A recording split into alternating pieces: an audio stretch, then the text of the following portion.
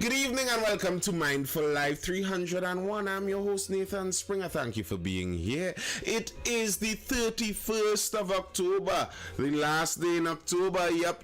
October has finally come to an end. Wait, it's Halloween tonight? Yeah, I think so.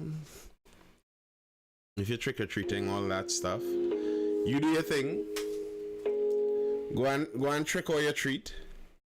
Which book on the bookshelf behind you will you recommend? There's a book right here called the Holy Bible. Go and pick up that one first.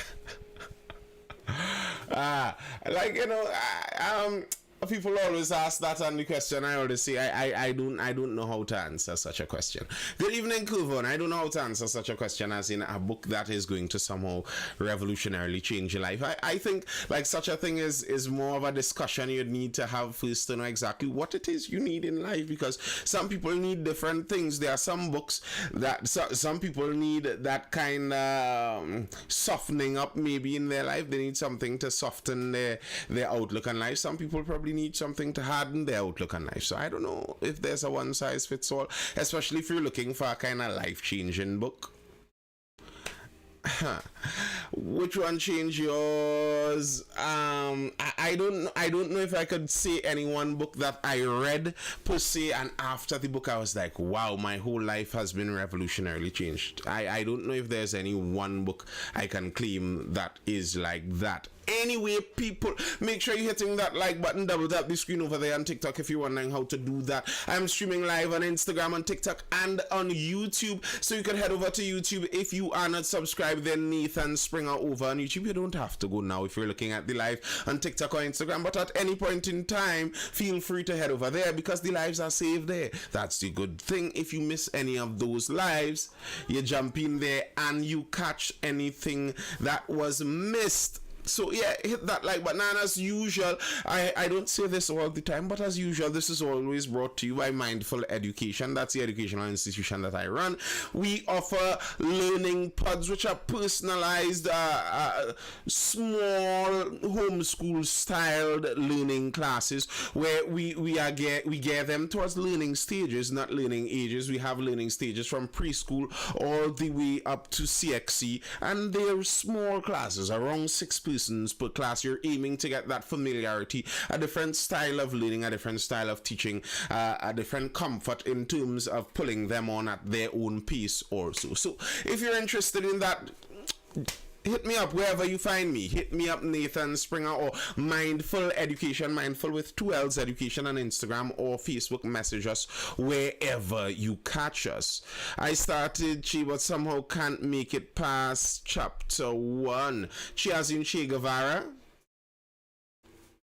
Trinities need to read Che and Malcolm X autobiography. Yeah, those would be good reads, and I think especially when it comes to people like that, you might want to read their autobiography and then read some additional information on them. So you could get a more nuanced perspective of the person. You could get a more holistic perspective of the person, not just a hero worship style, or not just as a villain. You could kind of get that human perspective to understand where exactly they were coming from, how they thought the way they thought, why they did what they did, etc, etc, etc. But yeah, what we're talking about first this evening, the first story I'm jumping over to is a hack by TSTT, but that's not the whole, a hack on TSTT, sorry, but that's not the whole story. There's a little more complication inside of this that makes you really raise your eyebrows to some of this whole thing. And especially knowing we are in the information age, and your information, your data is, they say data is the new gold, as it were, the new oil. Oil was the new gold, and now data is the new oil or the new gold, whichever one you want to call it. So yeah, this is interesting. Hackers claim ransomware attack on TSTT. Technology journalist and Newsday columnist Mark Lindsay says the public is unaware of how serious RansomX's reported breach of Telecommunications Service of Trinidad and Tobago's data is. Reports of the breach were made 3 days ago, Lindsay wrote of it on his site. In that article, Lindsay said, according to Falcon Feeds, a cybersecurity firm that offers a Twitter feed reporting on breaches, TSTT and Bloomwile were compromised with a reported 6 gigabytes of customer lines, ID scans, GitLab projects, and database dumps as part of the haul. A check of Falcon Feeds Twitter account on October 27th said RansomX, a ransomware group, has added telecommunication services of Trinidad and Tobago to their victim list. They claim to have 6 gigabytes of the organization's data. Up until the time this article, yes, Nisi, we hear about 10 minutes now. Up until the time this article was written, the TSTT CEO wasn't mentioning anything about it. The minister responsible wasn't mentioning anything about it. Here's the interesting part to this though. Lindsay said that there was no legal requirement under TT's laws for a company or government agency to disclose that they were hacked and data stolen. A website which monitors data protection laws around the world says that there was no provision in the Data Protection Act of notifying data subjects of the Information Commissioner of a security breach. That is the law in Barbados, and I believe I can say for sure about Jamaica, but I also believe it has been made law in Jamaica, but it is not a law in TT. There is no legal requirement to disclose. So, our legal framework here in Trinidad is one as such, that a company can lose your data and they have no requirement that they must inform you. Now, to me that seems like a convenient way if a company wants to find a way around selling your data too, because all I need to do is say your data was stolen, and it's not like I need to even say your data was stolen. If you happen to find out at some point in time down the road, I say, oops, your data was stolen a couple of years ago, and I didn't have a legal requirement to inform you. That's the position we are in Trinidad and Tobago. And our government comes day in, day out in Parliament to talk about every other thing on the earth and get out of dealing with actual legislative matters. These are things that the government is supposed to have on the front burner. The world is pushing pell-mell ahead down the road into this information age where things are getting scarier when it comes to data and data protection. And the entirety of Trinidad and Tobago is there open at the whims of all the wolves of the internet. Curvon says almost certain that was deliberate and was not an oversight. I could wonder about it too, because it seems like too simple of an oversight.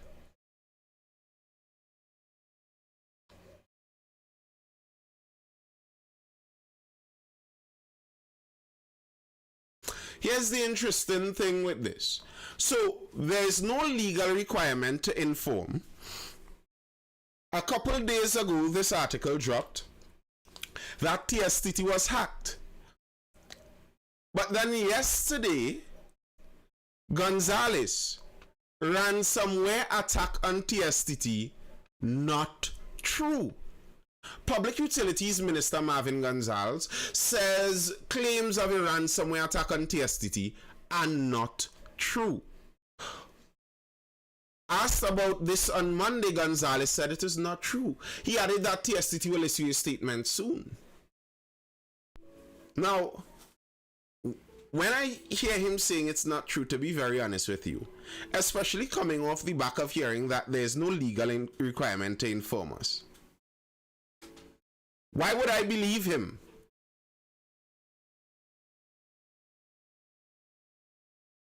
Wochiniotep, why would I even believe him? And in case you were wondering, if it's bad, you know, it's bad form to start off not believing the honorable minister. TSTT confirms cyber attack. Company no loss of customer data. So yes, there was a cyber attack, but no, there was no loss of customer data.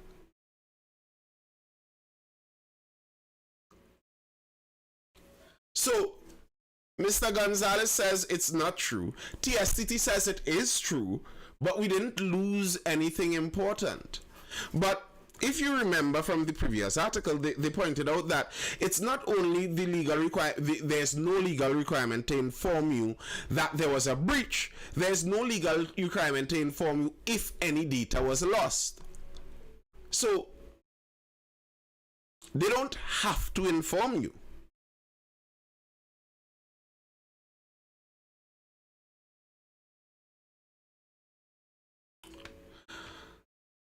TSTT has confirmed that it was the victim of a cyber attack, but says there was no loss or compromise of customer data, i.e. no data was deleted from TSTT's databases or manipulated.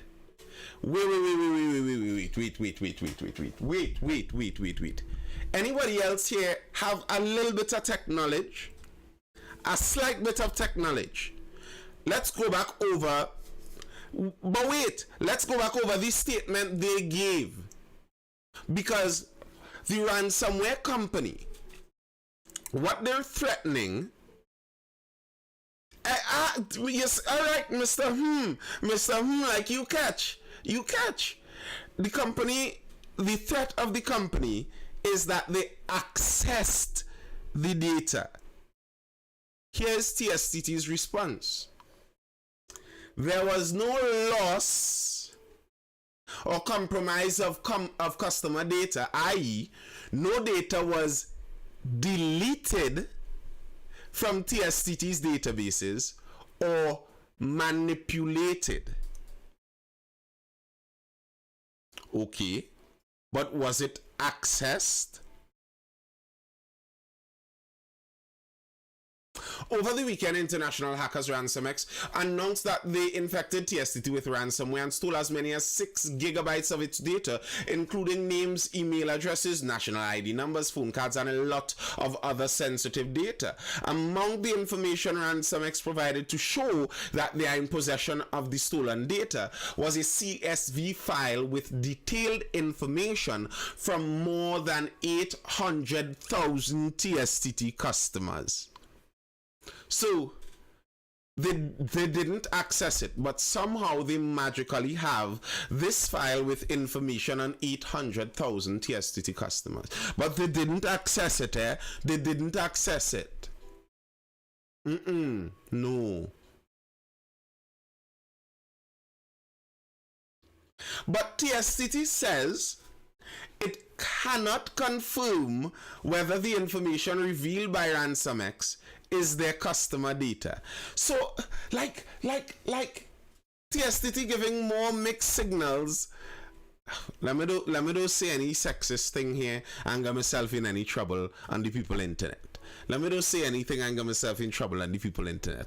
But how many mixed signals can TSTT give? How many mixed signals can TSTT give? Because how you could tell me you know they didn't access any information or anything like that, but at the same time you're saying you cannot confirm whether the information revealed by RansomX is their customer data. So did they access the information or not?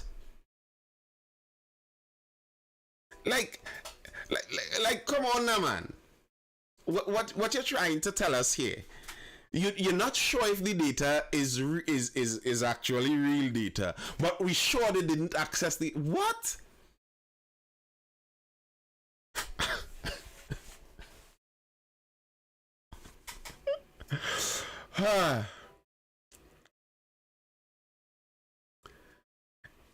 I just don't understand why these people. Does TTPS have a cyber unit? Doesn't Interpol operate in Trinidad and Tobago? I believe the Trinidad and Tobago Police Service does have a cyber crime unit. They do. But part of the problem is, as the original article was stating, the legislative framework around it is insufficient. There's no legal requirement for TSTT to tell us. Now, I don't know how the legal requirements would go if they're found to be lying, but if there's no legal requirement to inform you, I might assume they could say whatever they want.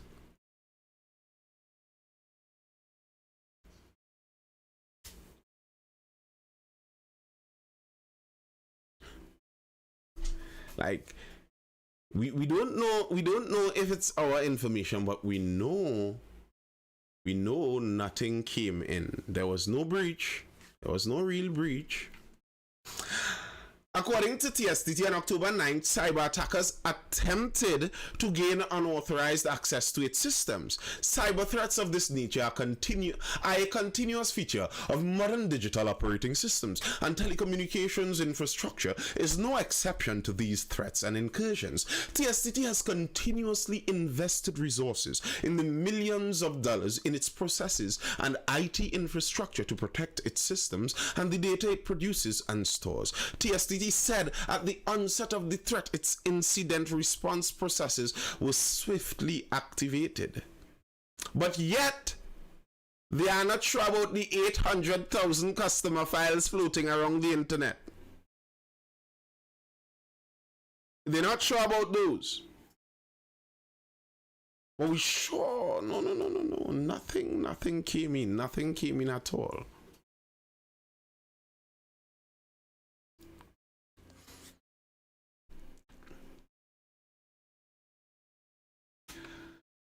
Internationally recognized cybersecurity experts were also enlisted to help deal with the problem, TSTT said. The company took immediate steps to minimize the security vulnerability, successfully isolating its systems and applications. These applications were subsequently quarantined, rebuilt, and put back into production as part of clearly defined policies and procedures. The company also enlisted the support of internationally recognized cybersecurity experts and partners in investigating the attempted breach and advising on the implementation of appropriate additional security measures and protocols. Lots of talk, but basically nobody knows for sure.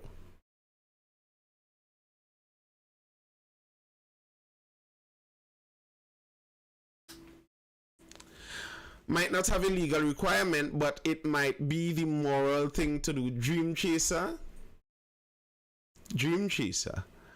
I admire your positive outlook and your hopefulness in your random fellow man. But I don't think I share that hope with you. That, generally speaking, people out there would just do the moral thing for the sake of it when it all comes down. It's not the general truth, not the usual truth. Like, moral.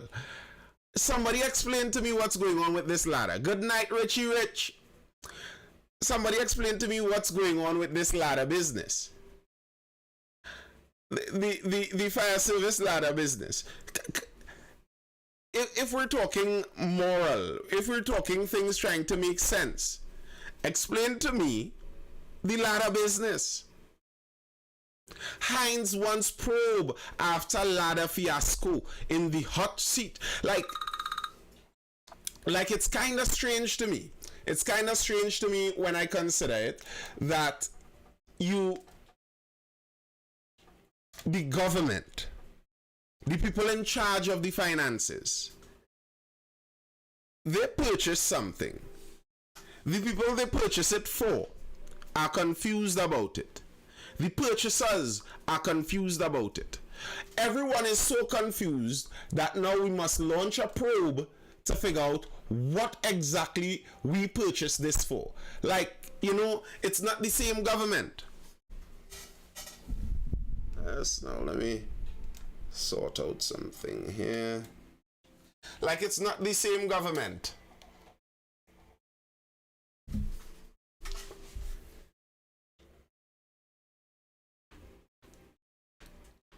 National Security Minister Fitzgerald Hines has distanced himself from the $1 million purchase of 20 unusable wooden ladders for the fire service and has called for a thorough investigation into the contract.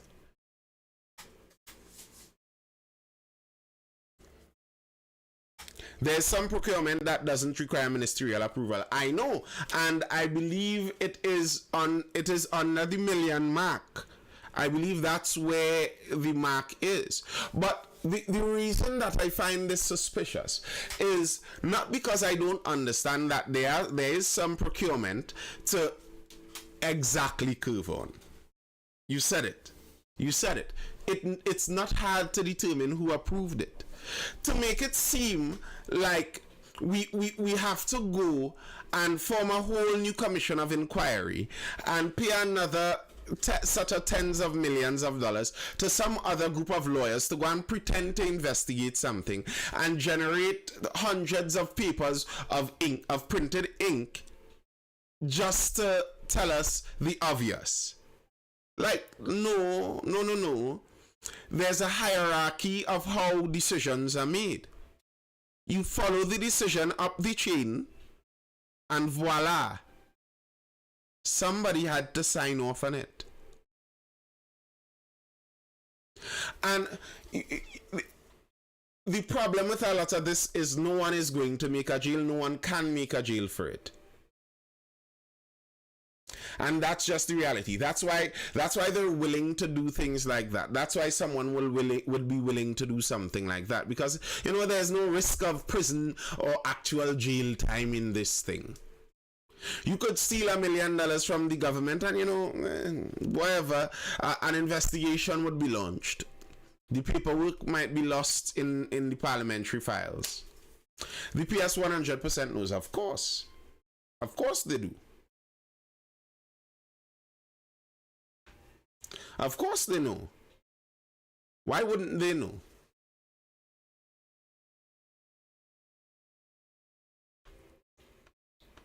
And if anyone doesn't know, Yo-matic boss, if anyone doesn't know, the chances are high that it's because they don't want to know. It's not something that is so difficult to find out if you're interested in knowing what happened there. I don't think it's something so out of the reach of attaining that knowledge. But moving along, talking law enforcement here.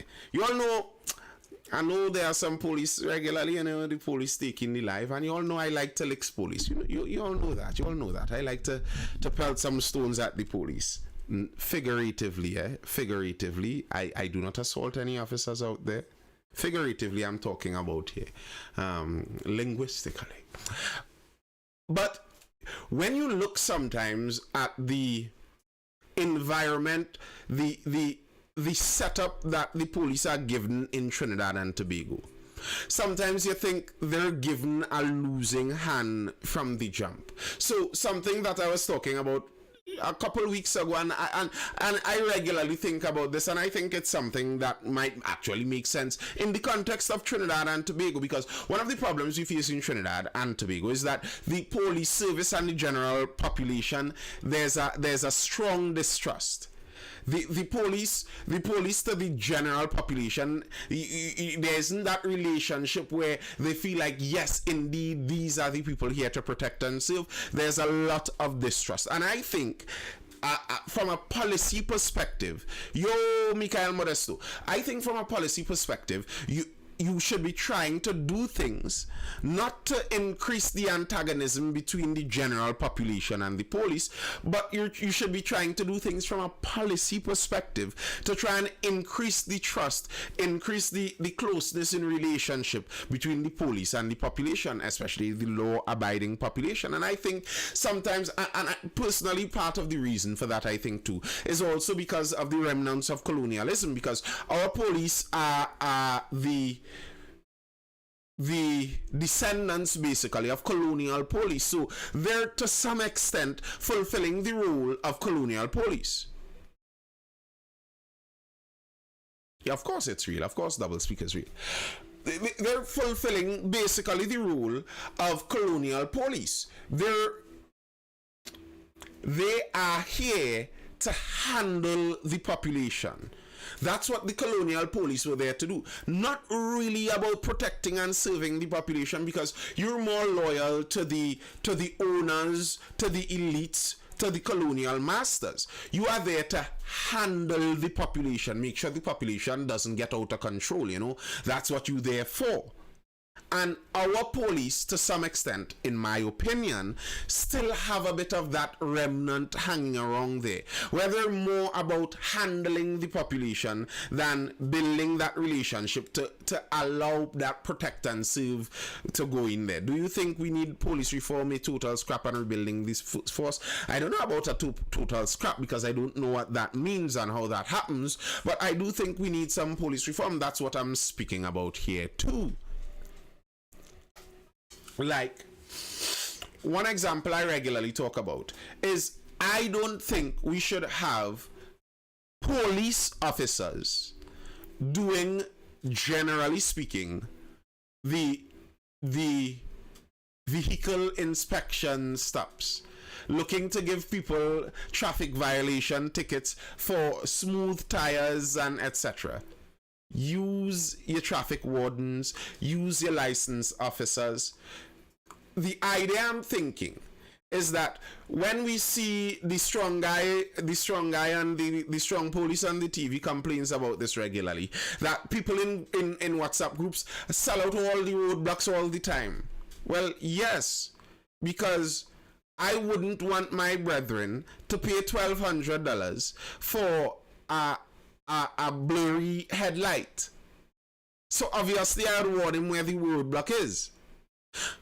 But if the roadblock is about violent crime, if the roadblock isn't about trivial traffic violations or vehicle imperfections, people don't have to feel worried about bouncing into a police and them looking through your vehicle with a fine teeth comb and finding a way to strip you of a couple $1,000s.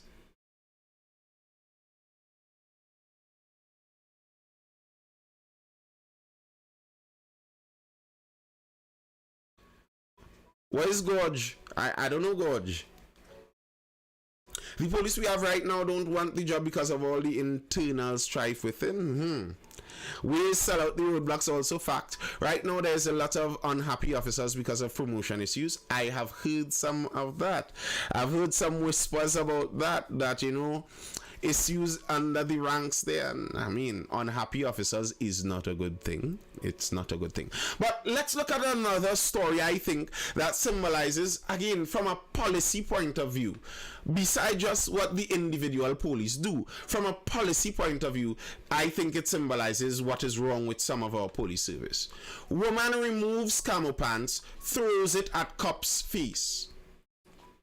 A Moruga woman was arrested in the early hours of yesterday morning on a series of charges of assaulting a police officer, use of obscene language, disorderly behavior, and possession of camouflage after she was confronted by police about wearing camouflage pants. The 32-year-old woman was expected to be charged with the offenses and appear before a Princeton magistrate today. Now, I understand that after everything started, the woman did act a bit irate, if the videos are to be believed. But the whole interaction was only precipitated because of a completely ridiculous policy. The woman was in a tight camouflage 3/4 fitted pants. No one was mistaking her for a regiment officer. What was the law and order purpose of confronting her? I don't see any. But from a policy side, that's the policy that the police are given to carry out. Not policy, Nathan, law and implementation is the problem. Well, here's part of the problem, because laws, I regularly say this, laws are enforced culturally. So the enforcement of laws are based on the policy. So that's why I'm aiming at the policy. The law itself is asinine, of course, without a doubt. But the policy of enforcing an asinine law is what? Asinine squared?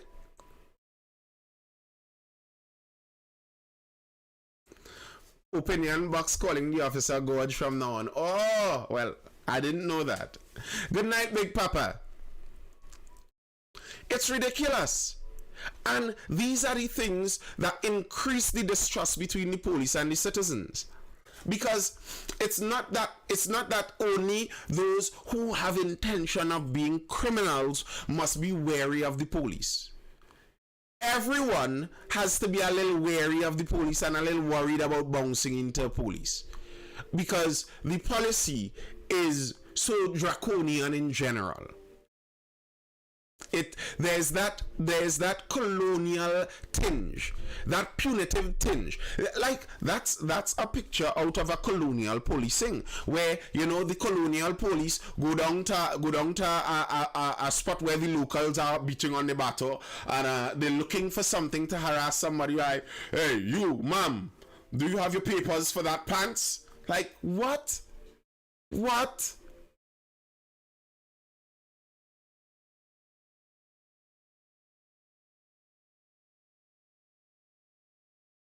Why?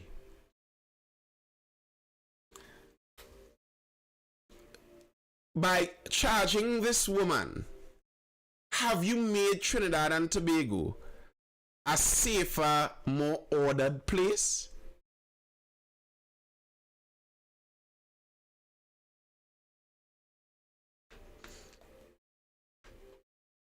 Gary, TNT's camouflage laws dumb and ridiculous. A former police commissioner has described the Customs Act that prohibits all camouflage patterns, items as dumb and ridiculous. Gary Griffith said the law serves no useful purpose. Laws are drafted and designed for a purpose. It is to ensure that there is order in a country, and at times it is critical to ensure that people can be safer. You don't put a law just to inconvenience citizens, he said. Griffith, a former national security minister, said from his research TNT was the only country in the world where any type of camouflage in any form and pattern is illegal. And no, that is not true. There are other countries that have similar laws like this. All the countries with laws like this are former colonies.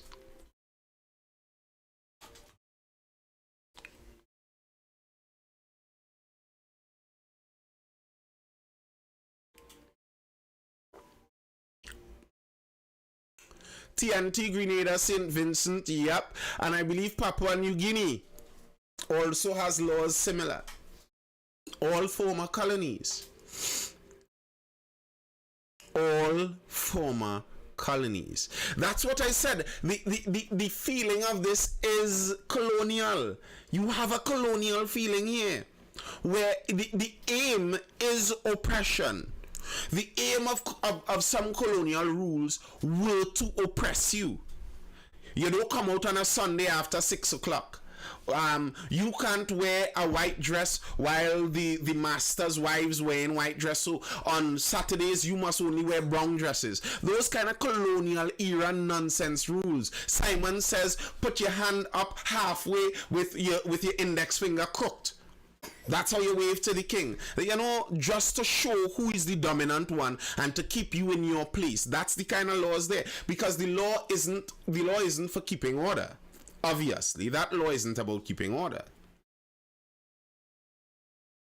Because the purpose of a law like this, obviously, anybody with a little droplet of sense, with an IQ above room temperature, would be able to guess that the purpose for a law like this is so that people will not impersonate regiment officers. Obviously, that's the idea. If something isn't anywhere close to impersonating a regiment officer, why are you bothering anyone? And Here's the thing that I find kind of interesting with this. I could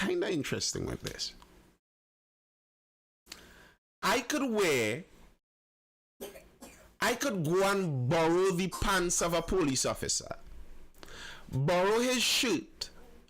Once I don't take up the people's badges, I could walk out in blue and grey and get a nice cap, take off the badge, and go out looking in the same uniform as a police. And to me, impersonating a police officer carries more danger than impersonating a regiment officer. Like, what are you going to do if you impersonate a regiment officer? What's the big advantage you get by impersonating a regiment officer? You get to have a second family out there? Like, what's the big benefit? What's the danger? If everyone was allowed to fully impersonate regiment officers, what's the danger? Regiment officers don't have power of arrest. If you see just a regular soldier walking down the road, you don't get worried that he's going to arrest you and rag you up just like that. There's no real worry about it. So why is there a punishment for impersonating the very semblance of the clothing of a regiment officer, but not the same for the police?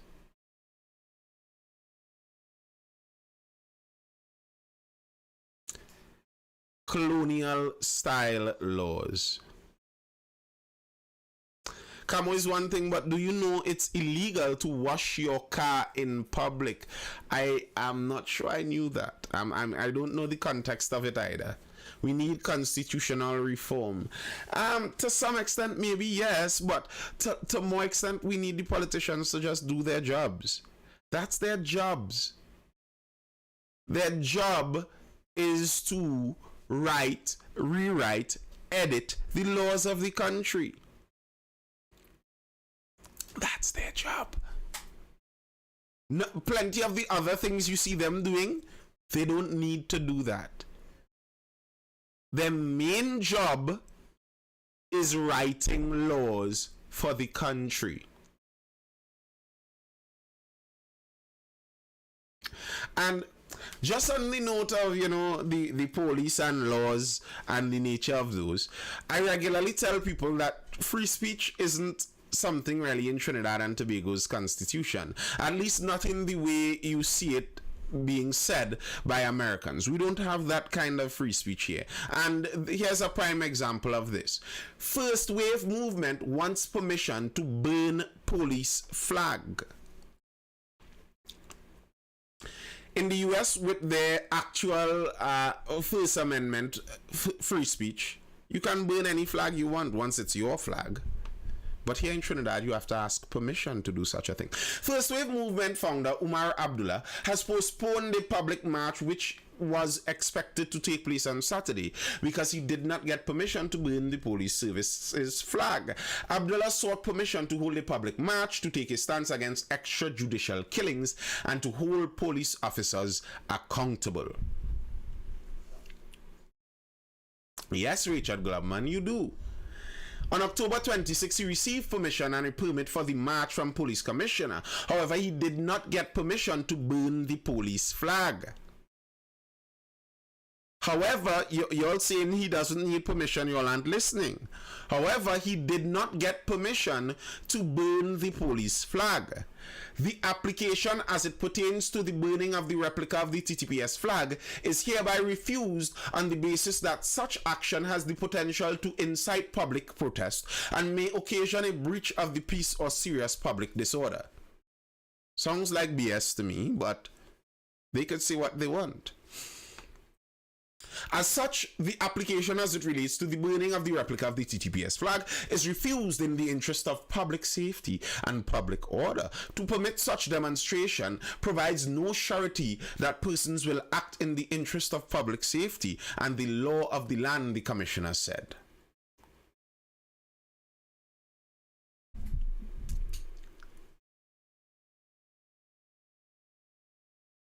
He is against the Jewish insignia and the TTPS flag, blatant anti-Semitism. I don't know that. That's not the reason he said. He said that the reason was because of extrajudicial killings. That's why he wants to burn the police flag. The police flag, although it does bear the Star of David, is not the Jewish flag. It is not the Israeli flag either. Burning the TTPS flag isn't the same thing as burning a Jewish flag or a Jewish symbol. It's like a cross is a Christian symbol, but there are many flags that bear the cross at some place in it, and burning the flag isn't the same thing as burning a cross.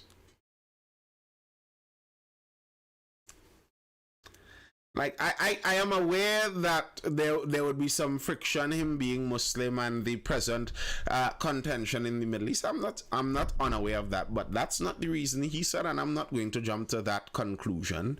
And the flags aren't the same thing. It has been 800 police killings in 17 years. That's why. Yep. He said it. He quoted the number and the reason exactly why. It's interesting, the actual number.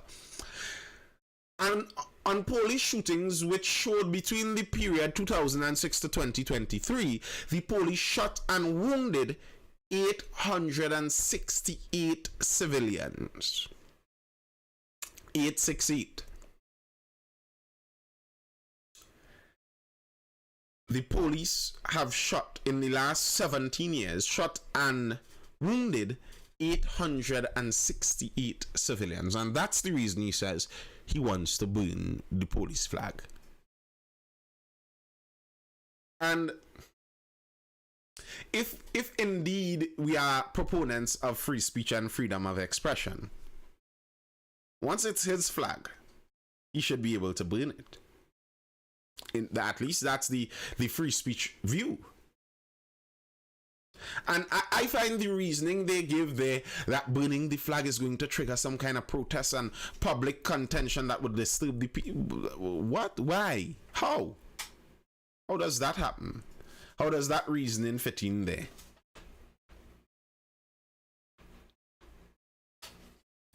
Y'all, the Prime Minister is understanding people's plight about the crime though. He's understanding people's plight. He knows that people are upset about the crime and he is upset too. Just letting y'all know. He probably wanted a flag from them. That's why he asked permission, because where he getting a TTPS flag? You could make one, you could print one. You could, there are places that would print any design on any piece of cloth if you wanted. So I don't suppose it would be very difficult to make one if you wanted to. I think personally that's the police not wanting to be disrespected, and they had the opportunity to cancel the disrespect of the police, and they took the opportunity, and it fits in line with the defensive image that many police in Trinidad walk around with regularly there. So I think it's more of the police don't want to see their flag burnt than a real public order issue. I don't buy the public order issue. But yes, the Prime Minister understands our plight. PM says crime spree will not be tolerated. President calls out volunteer soldiers. Shortly after 8 people were killed in a 24-hour period, the Prime Minister said crime will not be tolerated, and the President called out on 100 soldiers to assist during the pre-Christmas into Carnival period in a Facebook post. Dr. Rowley said, notwithstanding the persistent efforts of the various state machinery, the selection of violence as a way of life, the love affair and glamorization of firearms, and the wanton disregard for human life in TT has now gone beyond concerning to ridiculous. Personally, in my opinion, I think it passed the concerning to ridiculous point years ago. Like, I don't think it's only now becoming ridiculous. I think a couple years ago we were already past ridiculous, but glad to see he's here. What do you think about Tobagonians having to come Trinidad for town and country approvals? I mean, it's not ideal. It's not ideal. You don't want to have to travel across waters to get something that is so necessary and essential. That's not a good thing. And I suppose that's some of the negotiation that Tobago is trying to get in with their autonomy going there. Expect traffic stops and roadblocks to ramp up. Well, yeah, because that seems to be the only technique they have. That seems to be the only technique they have. He said they're not going to take it, and I'm interested to know, what is the Prime Minister going to do differently? Because whenever people have come to him previously speaking about the crime situation, it seems like the general idea he has for crime solving is the same thing. Well, I have a Minister of National Security. We're working with him and we're supplying the police service and we have our full confidence in the TTPS. So what else are you going to do differently? Prime Minister meets with heads of protective services following upsurge in murders. Hours after he called for the national security apparatus to do more to address gun violence, the Prime Minister, Dr. Keith Rowley, in a Facebook post announced a meeting with the heads of the protective services. The post made just after 2:30 p.m. said Rowley was meeting with the Commissioner of Police and Acting Chief of Defence Staff at the official residence of the Prime Minister. Also at the meeting are National Security Minister, Energy and Energy Affairs Minister, Attorney General and Minister of Housing. At 8:30 a.m. Rowley posted what we know now, and he finds that it's just too much. But isn't this the second meeting in a couple of months with these high-profile members of the national security apparatus? What are they going to talk about now that they didn't know or talk about in the previous meetings? Have they gotten some new ideas since? What do you think about Jamaica not voting with CARICOM at the UN Security Council? I give Jamaica full credit. You are an independent nation. See about your independent interests. Do not let anybody try to bully you into signing onto something that doesn't necessarily have your best interest, talking about something thousands of miles away. That is hundreds, maybe thousands of years in building in terms of complications. Like the moral posturing and virtue signaling of the United Nations trying to force people and pressure you to sign something. Forget them. Don't sign it if you don't see a benefit. I endorse Jamaica doing that full 100. And talking about countries and their independence, Guyana is seeking help. I don't know how many of you were in the previous live where we spoke about the bacchanal going on between Guyana and Venezuela. Venezuela is planning a vote in December, voting on if to recognize piece of Guyana as being piece of Venezuela and start treating it like being piece of Venezuela. And I remember making this point when we were having one of the we had quite a few discussions on the Israel-Palestine issue. And I was making the point about, the reality of how land ownership goes. The reality of what it means to own something. It's kind of might makes right, In the global historical sense. Who has the power to take it? It's theirs. Like this whole ICJ. What is the ICJ going to do? Like, Rowley meeting with the other crime fighters. What are they going to do? Yes, we know that you think it's a problem. You need to talk about it. What are you going to do that could stop it? Nathan Guyana not treating Trini nice at all in them oil fields.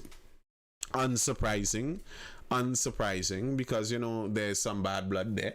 And I mean there are some Trinis who aren't treating Guyana nice either. There is that reality. And there are some Trinis making lots of money off of Guyana too. So there's a balance.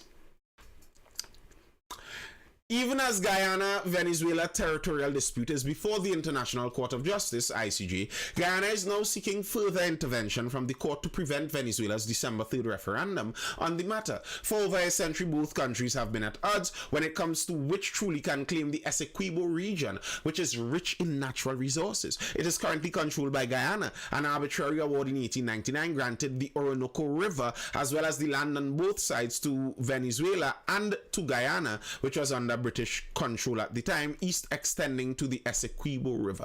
However, Venezuela rejects this. Its government recently began circulating 5 questions to be voted to the public, centered on opposing Guyana's claims. A total of 20.6 million are eligible to vote.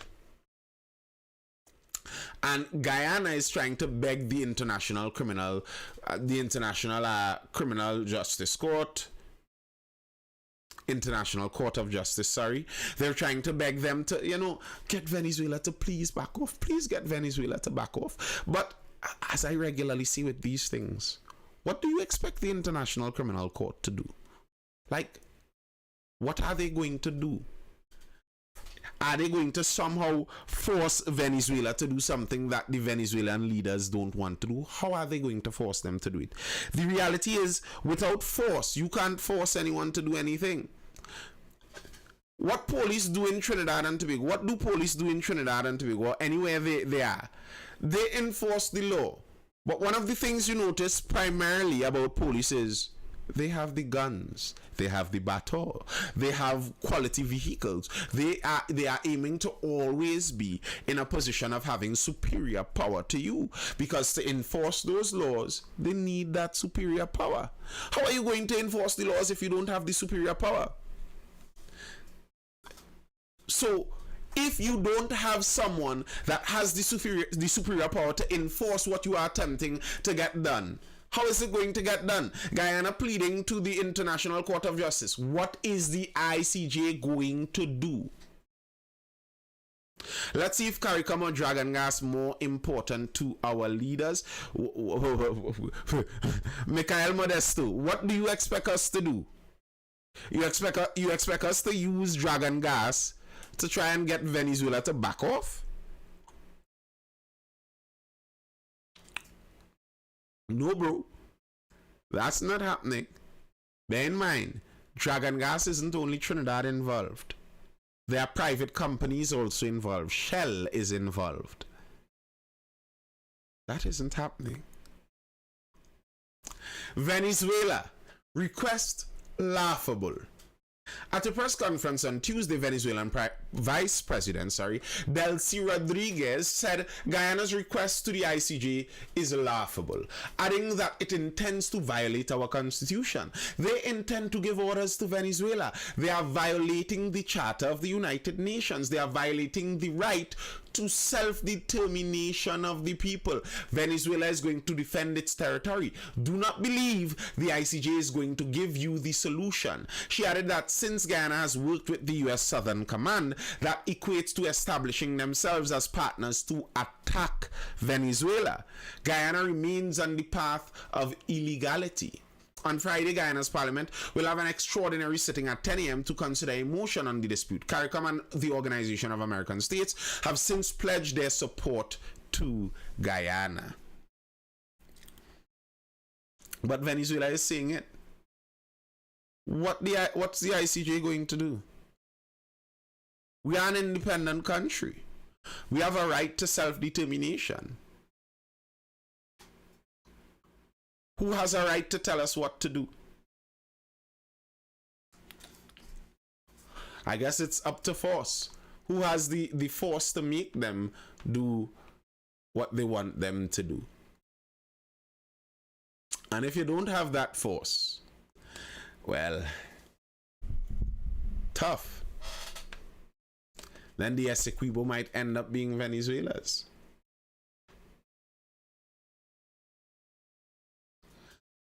I don't think Venezuela will attack. The US has their teeth in Guyana deep. I mean, the threat of Venezuela isn't a direct attack, you know. That's not what Venezuela is threatening, like they're directly going to attack Guyana. That's not the threat. The threat is that they're going to start to treat that region like it's Venezuela. You don't need to attack someone to do that. It's like if you and I are neighbors and we have a mango tree border. In line with the mango tree is the border between my property and yours. And I just start planting peas 10 feet into your property on the other side of the mango tree. I didn't attack you. I didn't send in a raiding party. I just started treating it like it's mine. And now the onus is on you. Are you going to come and chop down my peas plants and create the confrontation? So if Venezuela does indeed vote in December to start treating the Essequibo region as if it's Venezuela,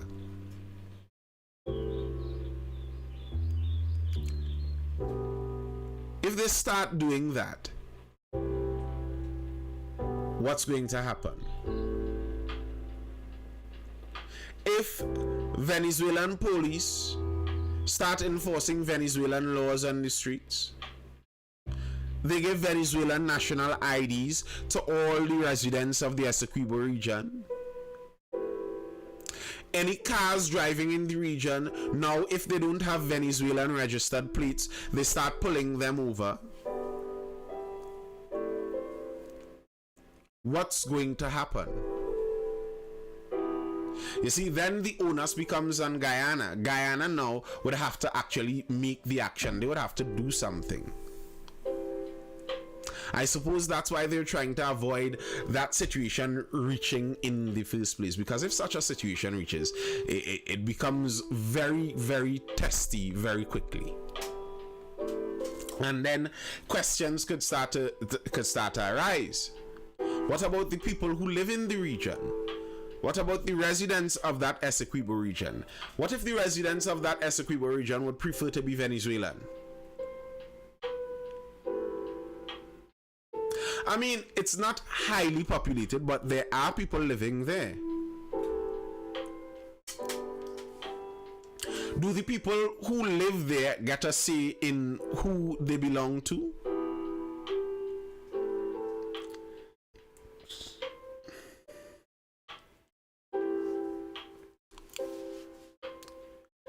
What if some of the people in the Essequibo region already feel Venezuelan? That's a complicated. There's a possibility for some great complication in South America come ending of the year. There's some possibility for some great complication. I am not 100% sure how they're going to resolve this issue because Venezuela seems very intent on forcing it through. And Guyana is in a position now where they have the possible power to not feel like they want to take something like that.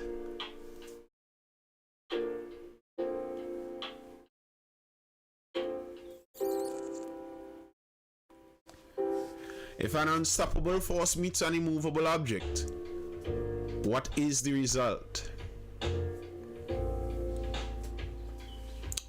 Anyway, people, that's all I have for now. Any comments or questions inside of the live before I dive out?